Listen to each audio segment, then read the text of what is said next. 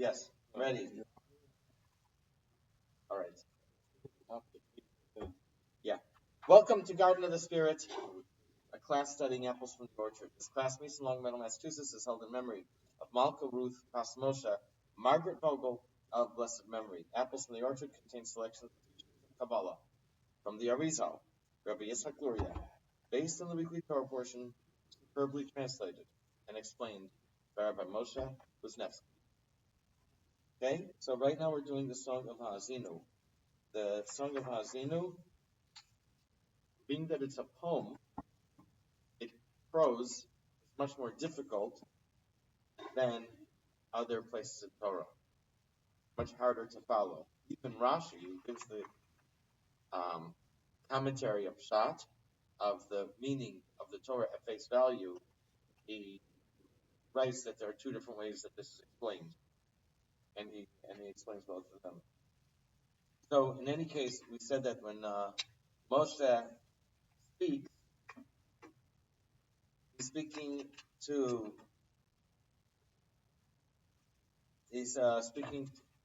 what we said, to two groups of people. He's speaking to the people who study, who are familiar with the Kabbalah, with the mysteries of creation through Torah. The deeper people who are angelic, who are like angels. People. It says people who are like angels. Cherubic. Okay. And he's speaking to them for the inner dimension of Torah. And then I think he also addressed the regular people as the other people as well. Okay? And we're at the top of 1031. Right. 1031. Okay. Okay. Ready? Go ahead. This explains why Moshe addressed the heavens in the first clause of this verse directly. That is, in the imperative. Give ear, as to say, to you, that is the heavens, or the holy elite. It is fitting that I speak, that is, communicate the difficult, esoteric aspects of the Torah. And this is also why he spoke in the first person. I shall speak. He was talking about the esoteric dimension of the Torah. He referred to it as his own, as he was speaking from the depths of his own heart. Moshe was obviously the most qualified to study the esoteric aspect of the Torah, and thus he considered this aspect of the Torah to be his, so to speak. Listen, O holy ones, and I will teach you the difficult esoteric aspect of the Torah, which is the aspect most dear to my heart. But the exoteric dimension is suited even for the common folk. So when referring to it, he spoke indirectly. Let the earth hear the talk of my mouth, meaning the common people, referred to as the earth, should hear my talk. That is the exoteric aspect of the Torah, which is easy to grasp. He referred to this aspect of the Torah as the talk of my mouth, since he considered it superficial relative to the esoteric dimension. It issued only from his lips, not from his innermost heart. The idiom in Hebrew for an ignoramus or common person is an am haaretz, one of the people of the earth.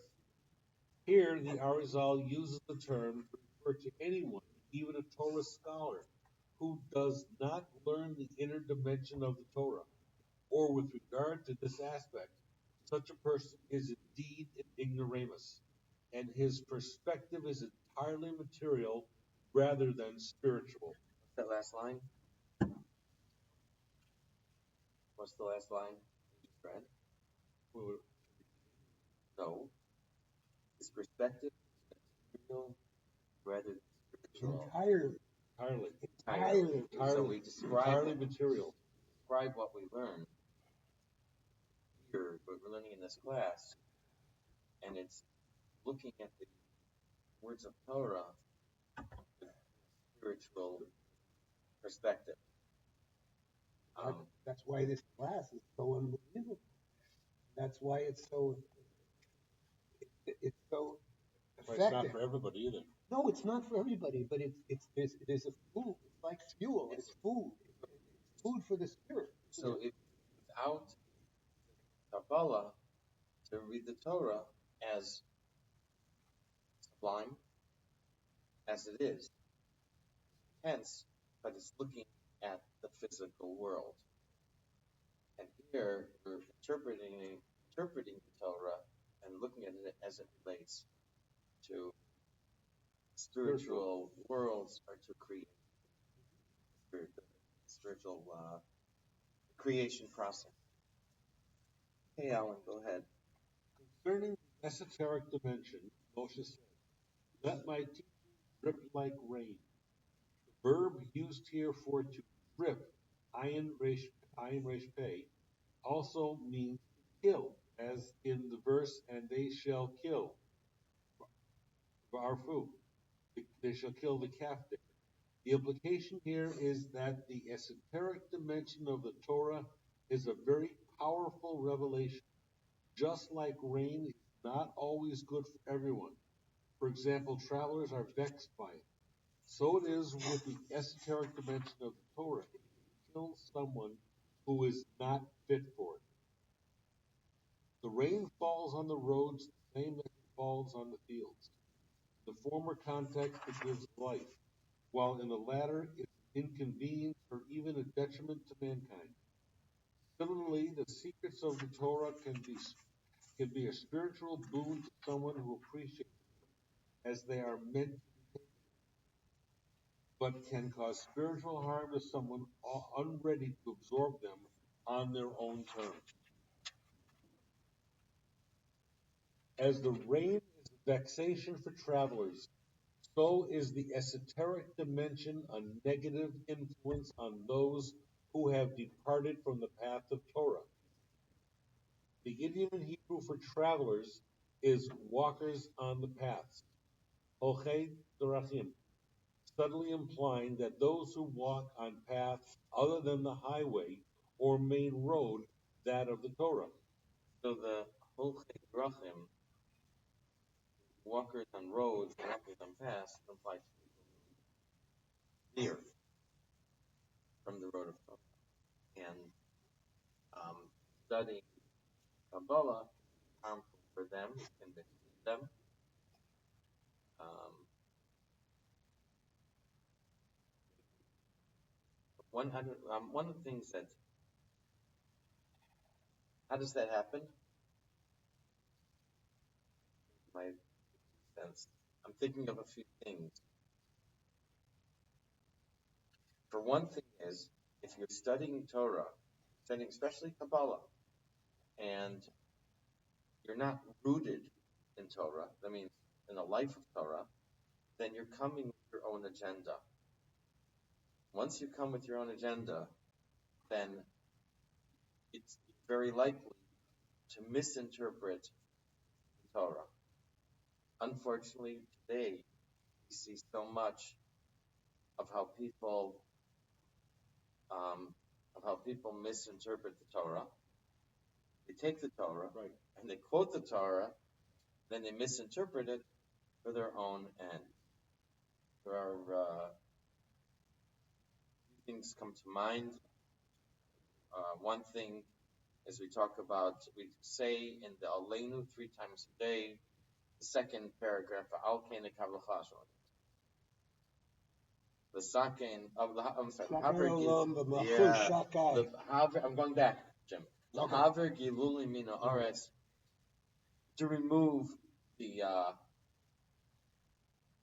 exegia, referring to idols, from the land. Don't know what's exegia. Look up yourself. Lilim Karosi Karesun, and the icons will be cut down. L'sakein olam b'malchus shin dalet yud, to establish a world in the kingdom of God. And all human beings declare in your name, and that is l'sakein olam. That's tikkun olam, where tikkun olam nowadays has taken on other meanings, or the term has been borrowed for other ideas, such as social justice, um, which is not the way they were intended in the original in the prayer of Helena. So that would be one idea where you take a Torah concept and then they use for another agenda. That is one thing, idea of other agenda. The other thing is that what one of my teachers told me, and I think everyone here will identify with, is that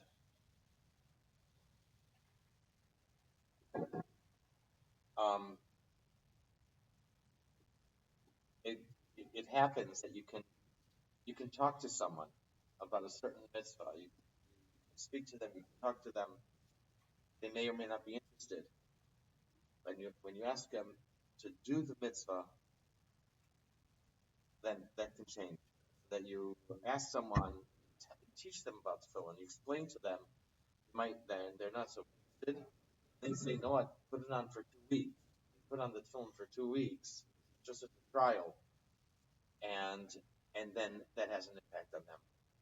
So, what's something that may not be able to be articulated or explained, just by doing it connects You shall do and you shall learn.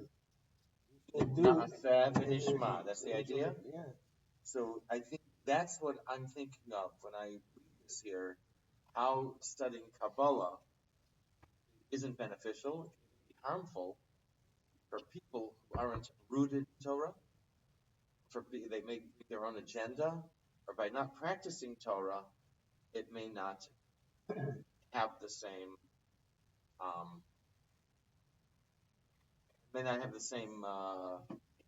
meaning.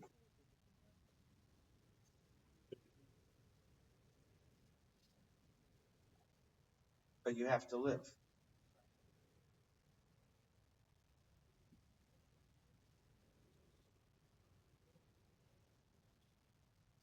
I think that may be it, but I think it's even broader, with due respect to some of our own brethren who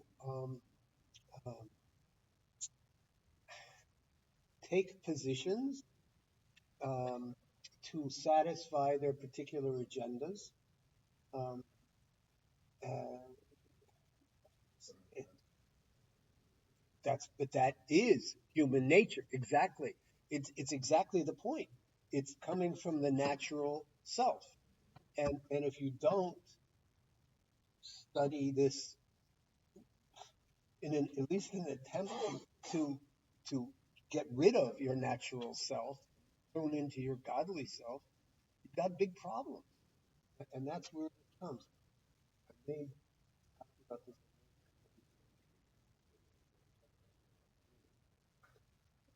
Kiddush.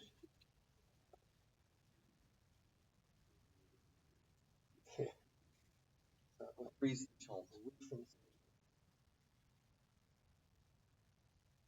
Good luck. No, you go. I'm going home the same day. I don't know. He's talking about that Friday night. I'm having done up in here. I don't know if I can take it. Friday night. No, I'm having the surgery on No, but the Thursday. Kiddush. The Kiddush is Shabbos day. Shabbos day. I don't know. I'll try, but I don't know. Listen, It'll go well. no, that a week from 26th. that's Yeah. what I'm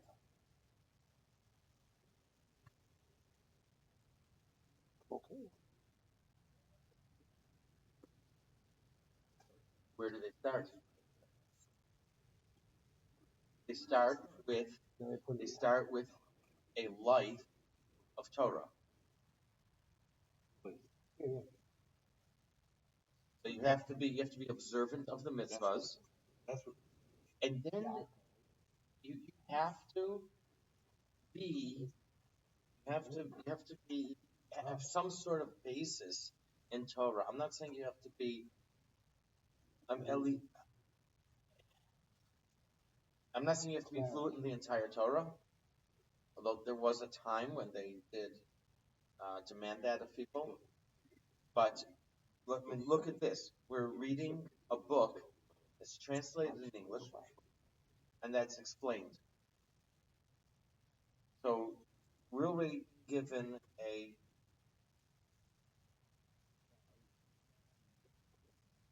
so that's the place where to set. You have to have a foundation, life of Torah, and you have to understand what the Torah is. You know what I'm saying? I read doesn't really apply to here, but it may help us with this. Many years ago, I read a book on education or educational theory, and one of the things they gave then was they went to students in the engineering department, university, and they presented to them a problem, and the students grappled with it. Then they gave the same problem to engineers, but from different fields of engineering.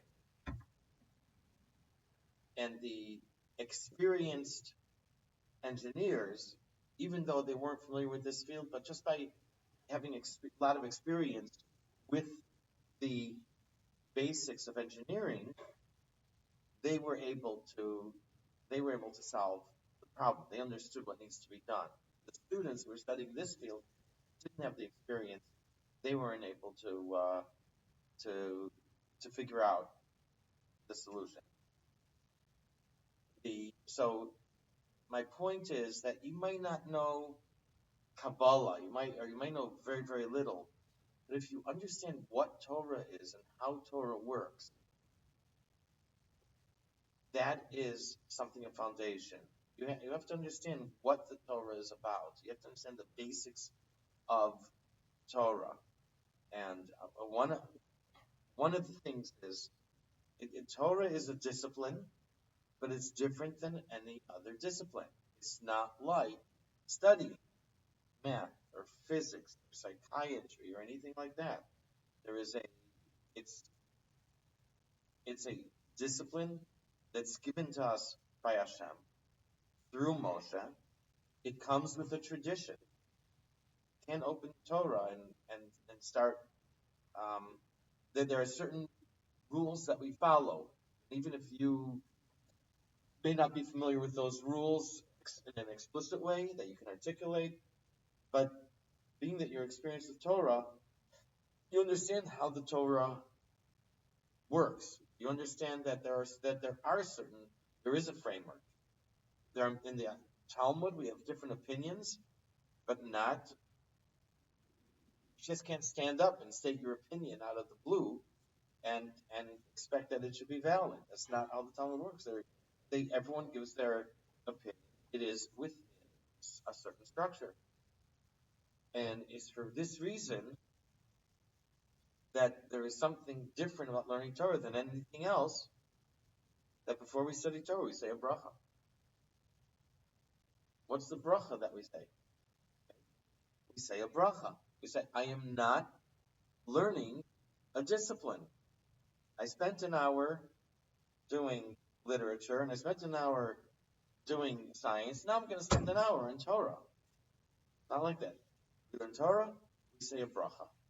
Because this comes from Hashem. It's very different learning than anything else that we learn. So for an example, this is a foundation that someone needs in order to study the esoteric part of Torah, Kabbalah. If you think that you're going to study it the way you study anything else, then it's not going to work.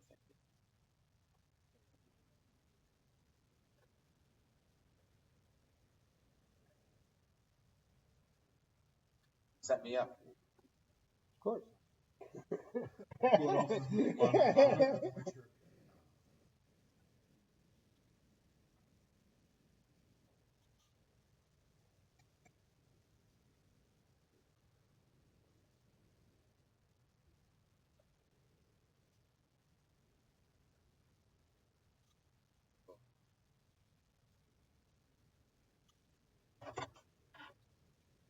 lot of reasons. Hmm? You have to ask them. It could be abuse. Um,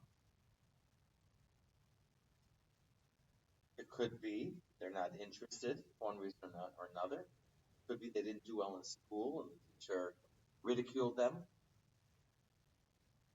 It could just be that they're interested in other things out there, peer pressure. It could be a lot of reasons. Could it also be that they used, which I've learned a little bit lately, there can be people who study deeply and know all of the observances, but don't get to the point of losing their self and their egos in the process, and I'm listening to you.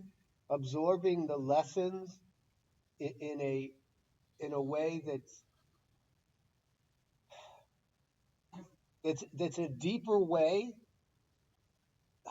with with with more I guess the word biddle is the only thing that comes to my head, but with more biddle and less self aggrandizement, um, and I'm just saying, and therefore, if you do it for power and yourself, you can be relative to any power or self that there is in the universe. That's what Well, that's. I'm just well, I'm just saying as a potential.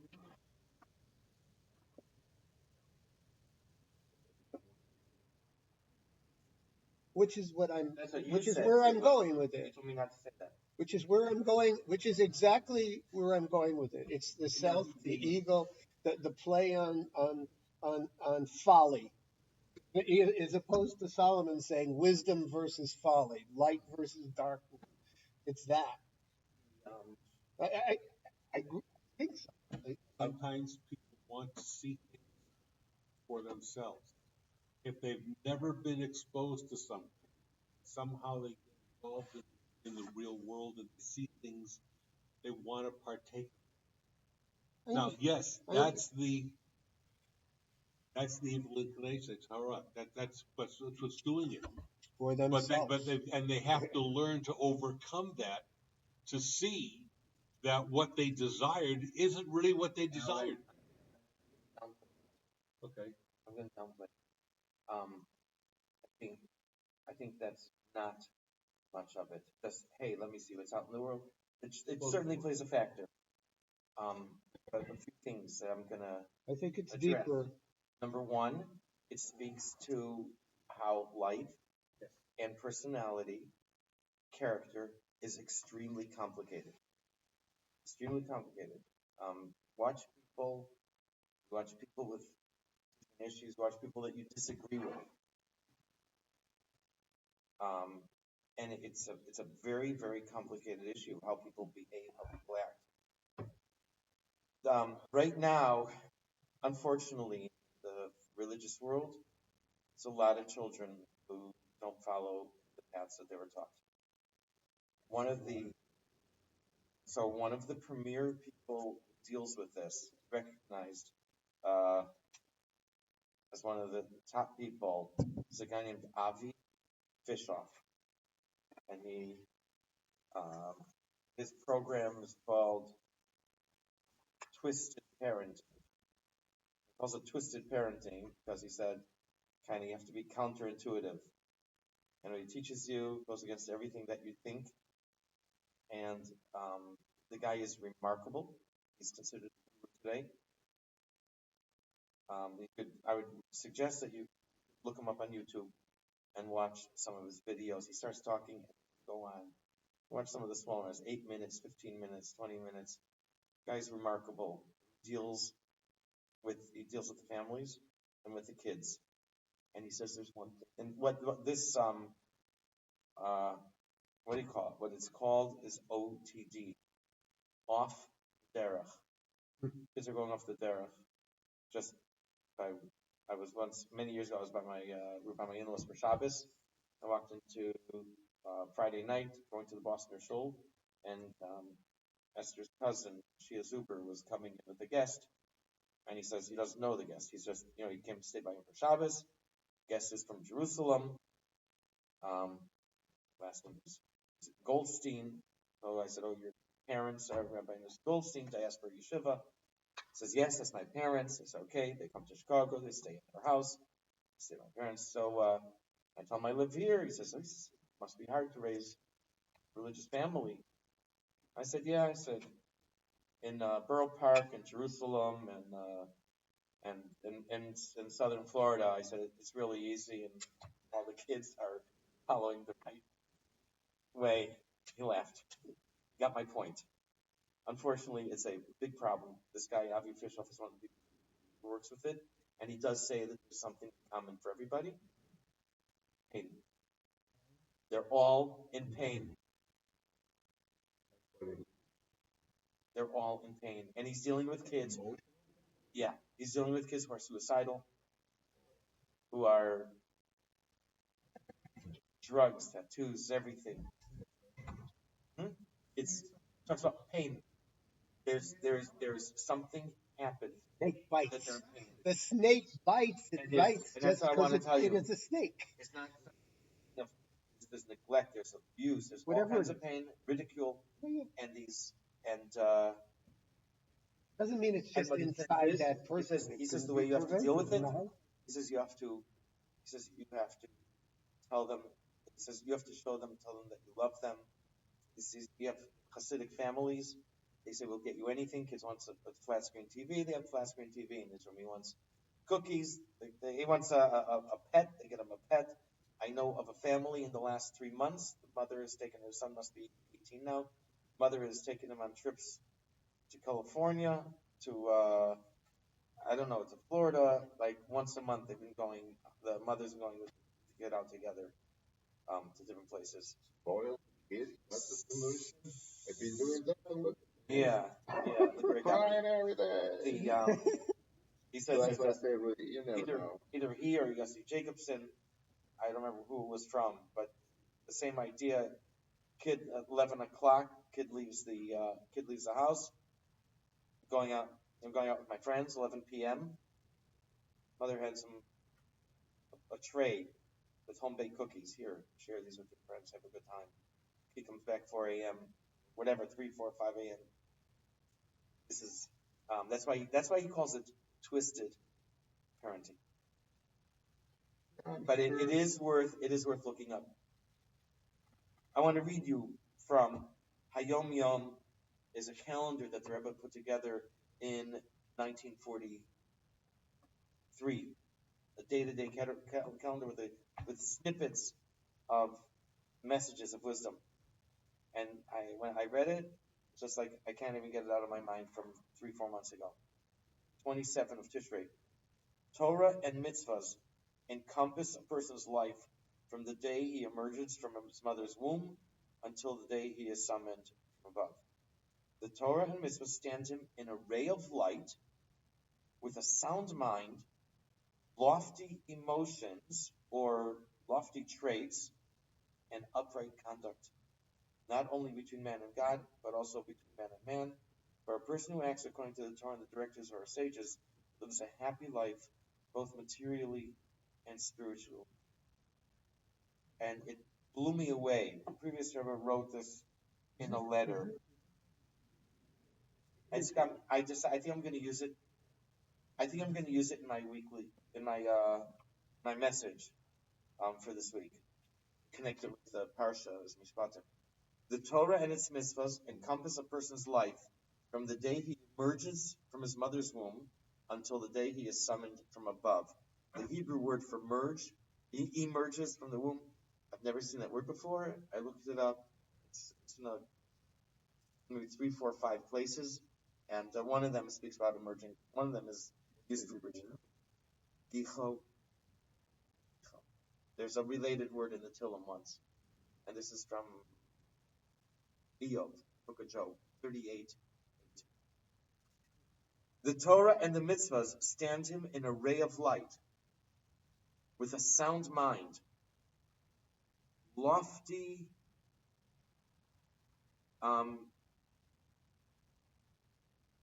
lofty, it says here, emotions, I'm going to say lofty traits, upright conduct, not only between man and God, but also between man and man.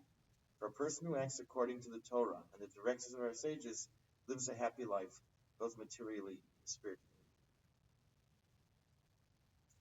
That blew me away. The Hebrew expression and terms are very poetic, prosaic, and the um, and the other thing that comes to mind are the people who follow Torah mitzvahs and fall short, and wonder what are they blind to? Self-love, lack of bittul, lack of objectivity, or a warped sense of objectivity. Hmm? No, not narcissistic. But let's say maybe socially inept, for example, one way, where they say something and don't understand why the person got insulted, for example. So lack of objectivity.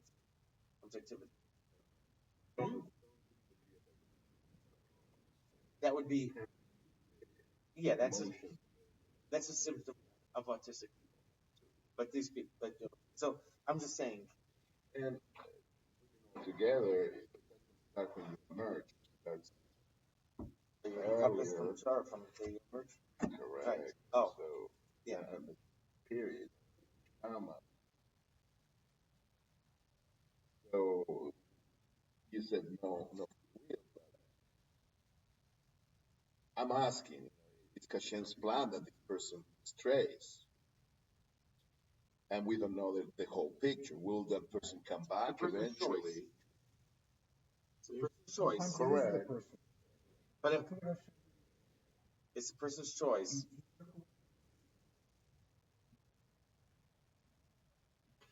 That's because he went down. That's when he went down to such a level that he didn't deserve to have it anymore. So I just hold on. Let's wait. So I saw an amazing thing in a class last week. It blew me away. Absolutely blew me away to tears. And this was in the JLI class that was downtown. And there's a Rabbi Hurwitz, who has Lou Gehrig's disease. And wait, and he is totally, totally bedridden, and he talks with his eyes. This is the only thing that he can to do. And he he was speaking how horrible this was, this prison that he lived in. Uh, but he also learned that in whatever circumstance he has, um, he can do God's will. He can serve Hashem. We were just watching it. I just I left the house. Oh, all right. So Go you know ahead. what I'm talking about. It is unbelievable. This little piece. You should watch it. It's so inspiring. Whatever you think your circumstances may be, it's so terrible. Or whatever experiences you may have. This guy is so inspirational. It was incredible. 2 years when I was in LA, I took my sister's house. Hmm. I drove over to his apartment. I Mhm. don't know him, Hmm. but I went in to visit with him, and I sat for half an hour. There's people around. There's a full-time nurse. Uh, it's awkward because you do all the talking. You don't know if he's listening, if he's bored. Um, but I guess with the size, I guess he has like certain phrases that he can have. Yeah. Like, so, so I'm so glad you came to see me. Hmm. He's probably programmed in and whatever. And I sat and I visited with him. Just like, Unreal. This video, And he's always smiling. yeah, his wife comes to see him in the video. She tells him it's like Shabbos for you all the time. It was I can't try to look at this video. Wherever Have you heard of him before? No, I didn't know of it until I saw this video, and it blew me away. Just blew me away. Just I.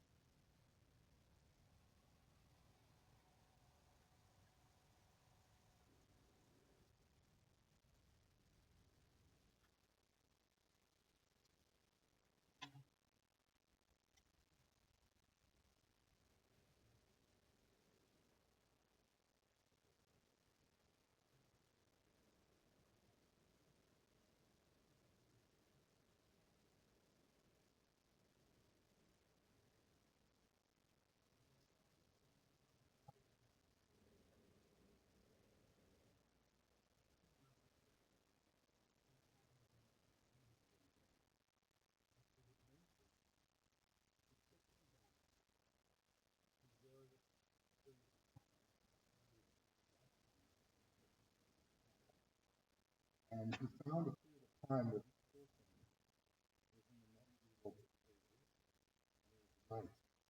they were engaged in a fight over. And pulled the pipe out of his shoulder. Brought him out of it. Where was this? Where did you see it?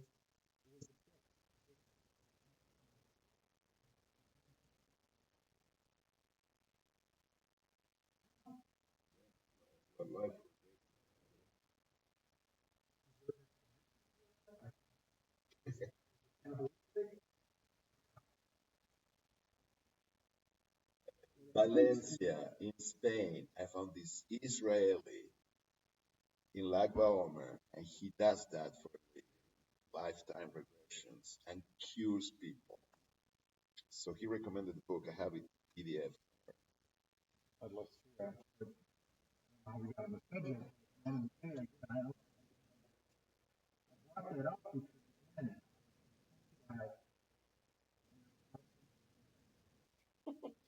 again, we are thrust into an area. Yes. And from here, we see that it's a much bigger picture. Yeah.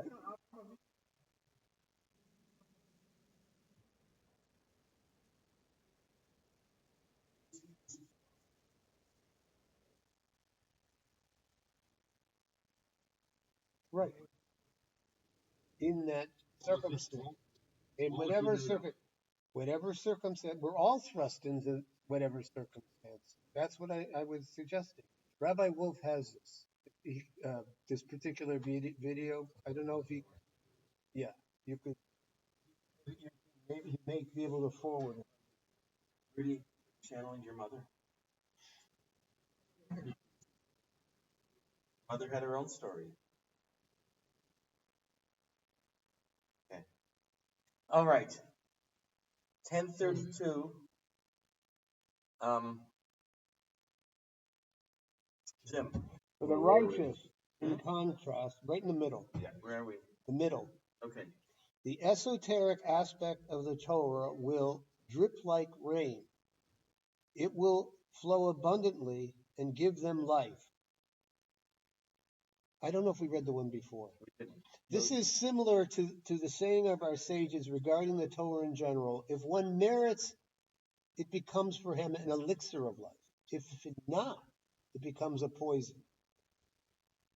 For the righteous, in contrast, the esoteric aspect of Torah will drip like the rain. It will flow abundantly, give them life, like an ever-increasing wellspring. This is why Moshe used the idiom, my teaching. The word for teaching, the kach, is related to the word for taking. He referred to the esoteric portion of the Torah as the part he took for himself. When referring to the simple meaning, he said, "Let my talk flow like dew," since dew is good for everyone, just as the exoteric dimension of the Torah harms no one. Moses said, like droplets on new growth, like showers on grass, in order to answer the question, if the esoteric dimension is the main and preferred aspect of Torah, why do you need the exoteric dimension? The answer to this is that raindrops are very small, and they're like droplets on new growth. The word for vegetation in this verse, deshet, refers to when grass begins to grow and it is just barely seen above the ground. If large drops of water would fall on the new growth, it would destroy them. Since the growth has become a mature grass, the rain falls on it in the form of shower, larger drops, which the grass can now endure. We actually have different names for, you all know them, right? We actually have different names for the different types of rain. The Nasati, Matar, Arzachem, Beito. Matar Matar is precipitation. Again, Venasati, Matar, Arzachem, Beito. What comes next? You guys know your Shema? Yoreh, Umalkosh. Those are two different types of rain. The early rains and the heavier rains.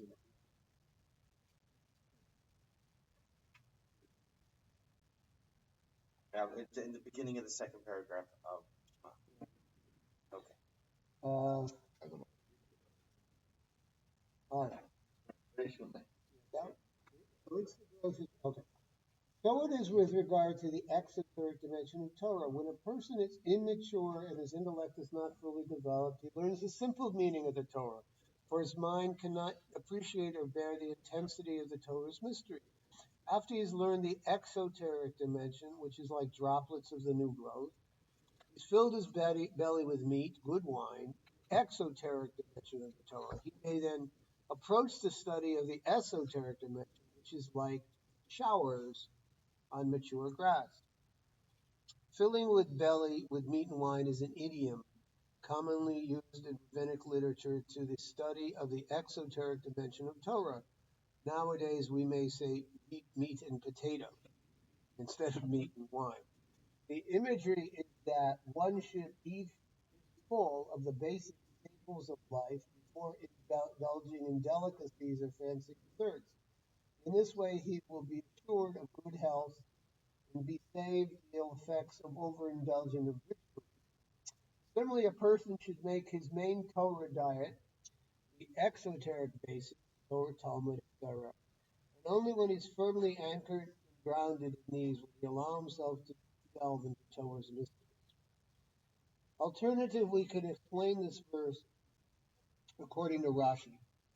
He translates the word we have taken to mean showers as storm.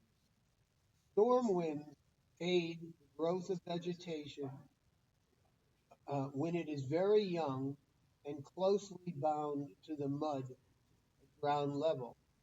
The storm wind drives up the mud and crumbles it. This frees the grass from being stuck in the mud. Afterward comes the rain, which makes it grow further. I'll explain in the Gemara of kindness, the fast days that we have when there's no rain. The Gemara goes into a lot of detail, different kinds of rain. Heavy rain, light rain, wind first, then rain, first, then wind. Similarly, the exoteric dimension of the Torah serves to separate the individual from gross materialism. Once he's become somewhat detached from materiality and matters of the world, he can go and learn the esoteric dimensions. It will then develop him further, like showers on mature grass. The mature grass is detached from the mud and clay and can bear the heavier showers to promote its growth to maturity. Studying the Torah's exoteric dimension trains the individuals in the fundamentals of Jewish faith. This knowledge prevents him from misunderstanding or misinterpreting the imagery or allusions found in the esoteric tradition. Learning and following Torah's laws sanctifies the individuals, giving him at least the basis of a higher perspective on life, in which the spiritual is ascendant over the material. Right. Okay, Gerson, on continue. Moshe then said, when I proclaim the name of Hashem, give greatness to our. This too was to answer the question of why both exoteric and esoteric dimensions of Torah are necessary. The answer given here is that the Torah is similar to the name Havaya, which also possesses both a hidden and a revealed dimension. The hidden dimension is the name itself, as it is. The revealed dimension is the way it is pronounced, as the name Adni. So the name Adni is how Havaya manifests itself. And in Havaya, we don't know the vowels. Therefore, we don't know how to pronounce it. So it is a hidden dimension. Hmm? What? Nothing. I was just thinking, I read, I don't even remember where, yesterday, 2 days ago, I read they refer to also, and they use one of those popular terms with vowels that they put in. This is similar to Oh, our I second. do. Yeah, the Yeah, tower, the people in the tower. Yeah, I got it. Or the watchtower. This is similar to our session's explanation of the verse. This is my name forever. This is my remembrance for all generations. The word for forever, leolam, can be phonetically interpreted to mean to conceal, leolam. The word for my remembrance can also mean the way I am mentioned, referring to the way the name Havaya is to be pronounced throughout all generations. That is, as the name Ad. Name Havaya was allowed to be pronounced as it was written only when the temple stood, and even then only in the temple itself, and only by Kohanim, Kohen Gadol, and Kohanim. Okay. They would do the Birkas Kohanim with Hashem's real name. Mm-hmm. So it is that the Torah, for Hashem and His name, and the Torah are all one, or as mentioned above, the Torah is all names of the Holy One.